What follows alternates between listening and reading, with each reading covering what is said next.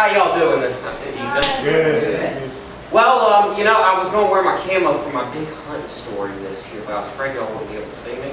So I decided I'd dress up like a newspaper scribbler, like I should be. Last year I told a big fishing story. Remember that, Debbie? I do remember that. What'd you think of that big fishing story last year? That was a big fish story, Ken. I've got a big hunting story for you this year. I don't think I can stand it, Ken. No? I get so excited. Is it because you watch Bambi too much? I don't like to see that kind of stuff. I'm sorry. I'll keep it not graphic. All right, you got a kid there in the front row. You like Bambi? Yeah. He's gonna kill him. He's gonna kill baby. Well, I'm gonna kill Bambi's daddy. All right, so I'm not much of a hunter, obviously, but I've been trying because my stepdad's a hunter, and I want to keep family relations up. And sometimes you got to do things you don't like to do. I've only ever been hunting 3 times. The first time I went hunting, I was with my granddaddy. I didn't see anything, so it didn't matter. The second time I went hunting was the first time I went hunting with my stepdad, and he took me out, and I'm sitting up in the tree stand for about 5 hours. And finally a deer runs by, but it's being chased by dogs. There's nothing I can do but just sit there and go, oh, hey, look at that, that was nice. The third time, though, he takes me on this trip to Missouri. He loves going to Missouri every year. He plans this thing out for 6 weeks. No lie. Gets his gear all ready, everything. But then, come the night before we're about to leave, my cousin Jesse calls up. He's like, hey, are you going hunting? Yeah, going hunting. Come on, let's come along. All right. I'll let you come along. You don't really want Cousin Jesse coming along with you on anything, though, because he's the kind of guy that doesn't really like to pay for things. So you'll fill up your cooler full of drinks and food, and you'll stock up on ammo, and by the time the weekend's over, he's eating everything. You're starving to death, and where's all your ammo? It's in his truck. So, all right, Jesse, you can come. We take off to Missouri. It's a 12-hour drive. Of course, he drinks everything in the cooler before we even get there. We get out, we go to sleep, we wake up the next morning, all of us take off about 4 o'clock. So we got to get up early and go in the woods. Now, Jesse had packed quickly because he does everything last minute. And he asked his wife the night before to stick his camo in the washer with that special soap that doesn't make it smell like a fresh alpine meadow. Well, of course, she's not happy that he's going on a hunting trip and leaving her for the weekend with the kids. So she puts it in the regular wash, hands it to him. He doesn't think about it. So he goes in the woods.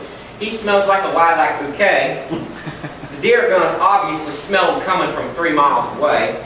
He's like, all right, what have I got in my backpack? Starts fishing around. Finally comes out with some buck bait. Buck bait does not smell good. You ever been skunked? No? How have you not been skunked before? I don't think skunks be around here. If I see a skunk, I'm not going to stand there and get skunked by it. I don't blame you. It smells worse than skunk, though. And if you only need a drop of it on a tree, then deer's going to come. Jesse overdoes everything, though. So he just sprays himself with this stuff. He smells like, well, let's just say it doesn't smell good. Later, I will tell you why. Jesse standing there for about 5 minutes, trying to get up in his tree stand, because he can't. And a deer comes along, big old buck, 12-pointer. Biggest buck Jesse's ever seen in his life. And that deer smells him and comes running. He has about enough time to turn around and let his backpack take the antlers. And drop to the ground, grab his gun, and take out baby's dad. Yeah, I know, it's a sad story, isn't it? Jesse ends up having to hike back because everybody else forgot about him, of course. That's the way Jesse goes. He hikes back and he's like, guys, I got a story to tell you. So I hear this story, and I had hiked back and got back about the same time as him. I'm like, all right, Jesse, I've got one better than you. I'm up in the tree stand for the 3rd time in my life. I've been sitting there for 2 hours, the sun's finally come up, and I'm just sitting there thinking about whatever people think about when they're up hunting. And suddenly, I hear clank, clank, clank, clank, about 100 yards off. So I put the rifle up. And no lie, it was like watching the Discovery Channel. There were 2 deer, and they were fighting just like this. Antlers clashing, come back and forth, back and forth, back and forth. Finally, they get tangled up, and they can't get apart. So sitting there, And I'm sitting here for 15 minutes watching this thinking, hey, it's Discovery Channel, what am I doing? And finally I realized, all right, I've got to do something here because they're going to die.